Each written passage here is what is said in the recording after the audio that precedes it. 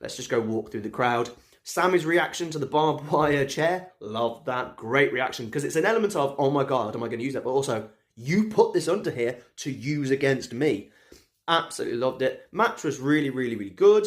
Obviously, it's not going to be like them in Ring of Honor. They're not going to recreate that. They're 10, 15, 20 years older, and they won't be able to do as insane spots. But I'll tell you what, they put a hurting on him. Michael Cole did make it seem like it was Undertaker Mankind Hell in a Cell, though, didn't he? Calm it down a little bit, Michael. I mean, it's despicable. I'm glad you're selling the match, but it wasn't that bad. You know, go watch a hardcore match from ECW. It's literally fine. Randy Orton's return looks like a monster, looks huge. Great. Looking forward to Randy versus Kevin at WrestleMania. Hope they put a stipulation on that as well. I think a straight match here, but they'll have a great match irregardless. And it's a whole year-long story of being friends from WrestleMania last year, all the way to here. I'm looking forward to that. I'll give it a thumbs up. We move into the men's Elimination Chamber. Yeah. Let's go through a few of the things.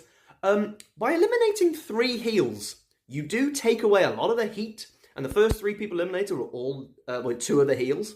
So it loses a lot of that heat. Drew McIntyre once again being like rolled up and lost. I like the story. Drew becoming a crybaby and Drew whining. I think it's going to lead to a really great big push, hopefully, towards the summer. I think that was really good. Logan Paul didn't actually do a lot, really. He did this kind of one move and then his frog splash to get rid of Damian Priest. Well done, Damian, for not being eliminated first. Good job. And then Logan was just GTS'd out. I like the fact, because things, when you get rid of the heel, that means then Cena and Punk have to kind of do baby heel things against the babyface Seth Rollins. It looked a bit strange to me. Cena and Punk, great exchange. Really brilliant exchange. Entertaining exchange, actually. Would make me want to see the match, because you can tell they clearly like each other. Cena looked a bit old in this. I know he is, he's much older, but he's very similar to a lot of people's ages when you think about Lashley and AJ Styles. It's just amazing what happens when you go out of the ring.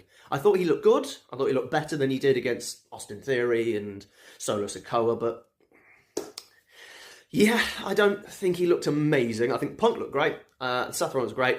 Are we building towards that terrible triple threat idea? Seth, Roman, and Punk. Make it a number 1 contendership at the very least. But for me, I don't really care for that match. I'd rather they just do Seth and Punk, to be honest. But where does that leave Roman?